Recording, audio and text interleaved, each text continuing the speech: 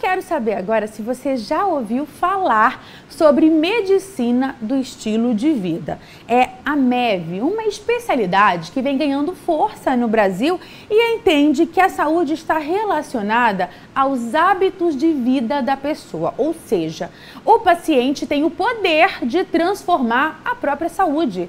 Mas, Ju, como que isso acontece, hein? É o que a gente vai entender a partir de agora. Eu já vou convidar o nosso especialista, a gente vai falar a respeito desse assunto. E para nos explicar o que é a MEV, a gente convidou o médico, psiquiatra e especialista em medicina do estilo de vida, doutor André Leiva. Bom dia, doutor. Seja bem-vindo à Rede Família de televisão e ao Edição Manhã. Obrigado por me receber.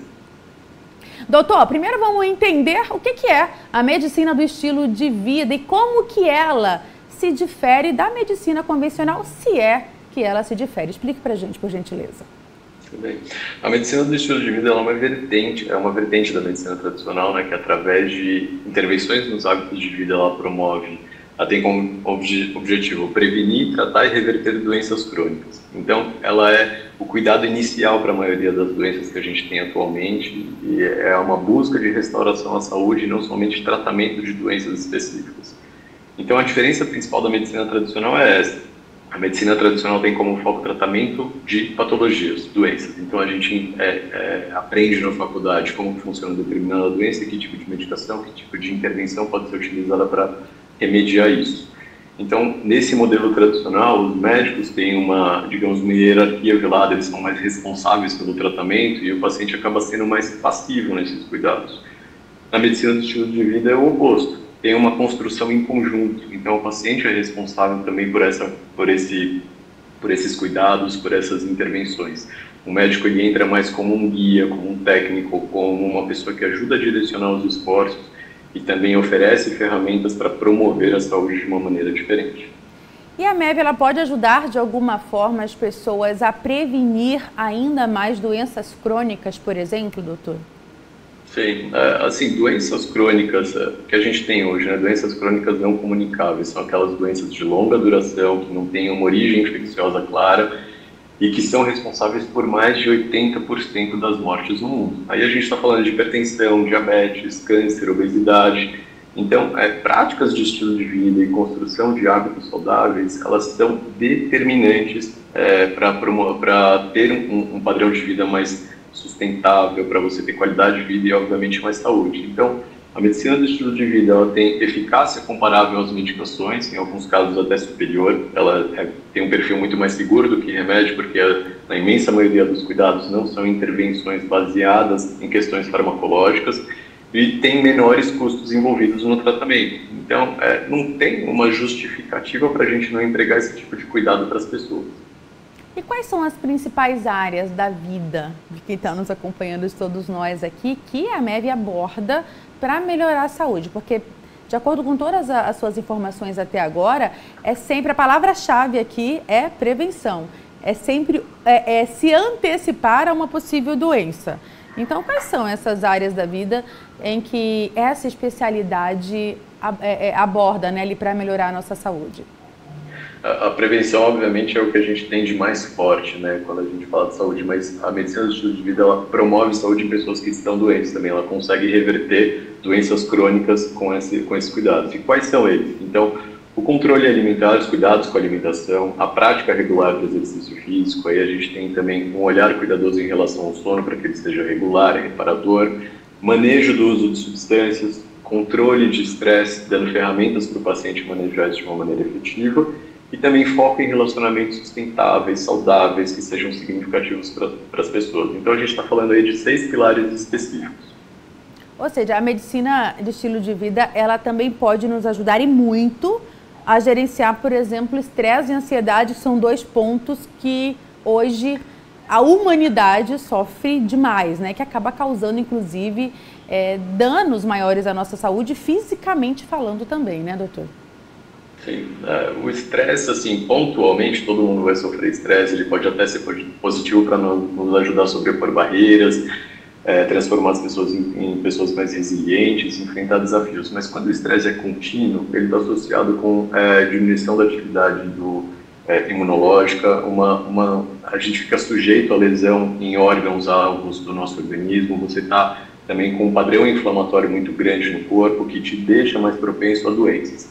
Então, é importante a gente identificar quais são os gatilhos, o que está acontecendo, entender qual que é o vetor, qual que é o principal componente relacionado a esse estresse, tentar agir preventivamente. Mas também, dentro da medicina do estilo de vida, a gente tem ferramentas que a gente vai municiando o paciente para aprender a lidar de uma maneira mais saudável, seja ela maior contato com a natureza, meditação, leitura, voluntariado, prática regular de exercícios. Eu estou aqui só citando alguns exemplos para entender que as intervenções elas são baseadas na construção de hábitos, não necessariamente que a gente vai dar uma pílula ou a gente vai passar uma fórmula mágica para as pessoas. Existem N pontos que têm que ser abordados e óbvio que a gente tem um olhar individual em relação a isso. E a medicina do estilo de vida, ela pode ser aplicada em diferentes fases da vida, de repente desde a infância até a terceira idade? Sim. Eu acho que o ponto principal é entender que qualquer momento é oportuno para a gente fazer as mudanças no estilo de vida, né? Quanto antes isso acontecer, melhor, mas vamos supor que tem pacientes idosos que hoje começam a fazer atividade física que nunca fizeram na vida e têm benefício com isso. Então, a gente tem necessidades diferentes de acordo com o tempo de vida, né? Quando, por exemplo, o exemplo do sono, jovens precisam de uma quantidade maior de sono do que adultos e idosos. Então, a gente vai fazendo modificações de acordo com a faixa etária, de acordo com a realidade da pessoa. Mas sempre a intervenção é necessária, sempre esses cuidados são fundamentais para promover saúde e tratar doenças. Doutor, quais são os maiores, se é que eles existem, né, os maiores desafios enfrentados pela medicina do estilo de vida, por essa especialidade, na prática clínica? E como que esses desafios podem ser superados? Primeiro, eu acho que assim, tem pouca gente fazendo isso atualmente. O nosso ensino tradicional não prioriza esse tipo de cuidado. Então, para você ter uma ideia, médicos são a classe de trabalho que mais sofre burnout, dos trabalhos que mais sofre com burnout. Então, médicos estressados, médicos que não se cuidam, obviamente não vão oferecer esse tipo de cuidado para os seus pacientes. Então, o primeiro passo seria que os médicos começassem a se cuidar um pouco mais. Então, tem estudos comprovando isso, que médicos que se cuidam, que praticam hábitos saudáveis, eles tendem a procurar isso nos pacientes também, eles tendem a oferecer esse tipo de cuidado para os pacientes. Então, vai desde um olhar um pouco mais cuidadoso no ensino, na faculdade, questões relacionadas a isso, até políticas de saúde pública. Então, são coisas que precisam ter incentivo do governo, incentivo seja financeiro, ou até mesmo psicoeducação, que é isso que a gente está fazendo hoje, tentando sensibilizar as pessoas. A medicina do estilo de vida, ela é um cuidado multidisciplinar, não é um médico isolado. Então, idealmente, a gente tem uma equipe um pouco maior. Só que essa equipe já contempla no SUS. A gente já tem nutricionista, a gente já tem psicólogo, a gente já tem médico de família, que, óbvio, que é mais do que capacitado para fazer esse tipo de intervenção, mas a gente ainda não tem a unidade, a gente ainda não tem a informação, a capacitação necessária para colocar isso em prática.